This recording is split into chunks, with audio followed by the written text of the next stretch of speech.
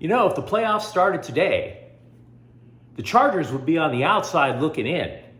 But this is an excellent time to begin a push for the postseason, and I'm going to describe an easy path for the Chargers to get in. Hi, I'm James of Faithful Angelino Sports with a weekly Chargers preview. 5-5 Los Angeles at 4-7 Arizona Cardinals. If you enjoy talking Chargers football, don't forget to subscribe to the channel. We talk about the Bolts virtually every day here. Athletes of all stripes love talking about that cliche, oh, we're going to take it one game at a time. But fortunately for us, I'm out of shape. None of us are pro athletes. We can afford to be real. We can afford to take a look ahead at the schedule and create a path for LA to make the playoffs. And by the way, it's not hard at all, despite the fact that the Bolts are currently 9th in a 7-team playoff bracket. Now, it's highly unlikely that they're going to catch the Kansas City Chiefs. Fine. Now you're looking at wild card games. Just ahead are the 6-5 Patriots, which means, by the way, that LA has a game in hand on New England. And then at 6-7 in the playoff bracket are two teams, both tied at 6-4. That would be Cincinnati and the Jets.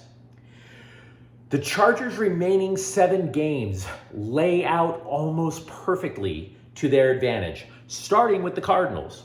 The longest plane flight, well, that's going to be Indianapolis. But that game is a Monday Night Football game. So what does that mean? Exactly 0 games starting in the morning on East Coast time. Only 2 of the opponents have winning records. One team, Indy, they've already fired their coach. Arizona, Las Vegas, Denver, all of them have coaches that are right now on the hot seat. Hell, the Rams, they're possibly down to their 3rd-string quarterback. So we're looking at a bunch of teams where their seasons are in complete disarray. If you as a fan told me that the Chargers, at a minimum, should go 5-2 during that remaining schedule, I wouldn't debate you. I could see it. That would make LA 10-7. You would guess that that would be enough. And by the way, the 2 teams with winning records, oh, they have to fly across the country to play at SoFi Stadium. That would be Tennessee and Miami. So could you see them possibly poaching another win? Maybe go 6-1? So yeah, despite the fact that the Chargers have been injured, despite the fact that they've been frustrating to watch without multiple wide receivers being injured and multiple defensemen, multiple linemen being hurt, despite the fact that they are on a 2-game losing streak, they can make a big run starting now. And here's how they can do it against the Cardinals. Arizona blitzes the 6th most often of any team in the NFL. And they are just 25th in sacks. Now, what does that tell you? Well, it means that they don't get the results that you would want from trying to pressure the quarterback. You send a defender, and in addition to that, you don't get the sack, but you leave a wide open spot from where the defender once was. So instead of planting Justin Herbert into the ground, couldn't you see, say, Austin Eckler jumping into that hole that the defender left, catching a quick pass, running for more yards?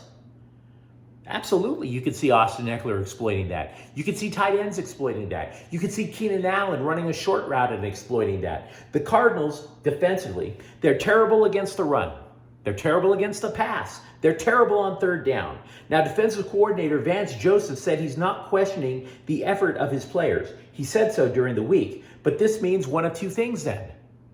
Either he's not calling a good game, or the players simply aren't good enough to bring his vision to life. It doesn't matter. The bottom line is Los Angeles should move the ball at will. Arizona's pass defense is 30th in the league. And now you're asking them to stop Keenan Allen. Really? I will grant you that Mike Williams is out, but LA still has plenty of receiving options remaining. Meanwhile, the Cardinals will welcome back Kyler Murray. He missed at least 2 games with a hamstring injury. Now, their coaching staff said Murray looked sharp in practice. I'm going to be honest with you. I'm skeptical. But let's give them the benefit of the doubt for a moment. You have DeAndre Hopkins as a receiver. Marquise Brown is allegedly coming back. So that gives them two decent receivers to throw to. Now, I'm not a defensive coordinator, but to me, I look at Murray as a guy who likes to run. He, despite being the quarterback, is Arizona's leading rusher this year.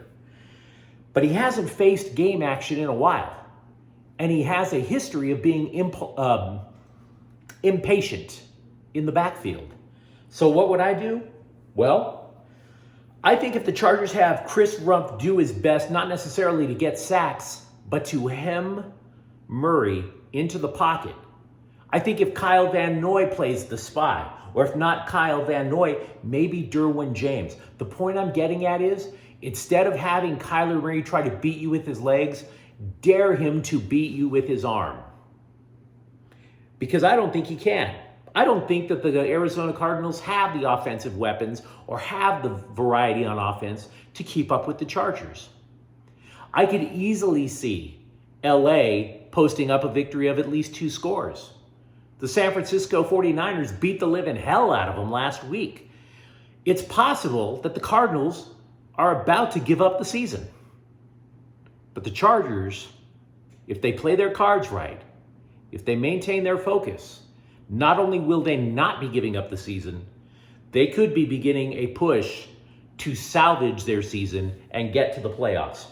So yeah, I believe it's going to be a win for LA. And if you enjoyed talking about the Chargers, don't be afraid to leave your comments in the comments thread, and absolutely subscribe to Faithful Angelenos. We talk about the Chargers virtually every day here. I'm James. Thank you for watching. Faithful Angelenos is a Ken Corta El Queso production. Take care.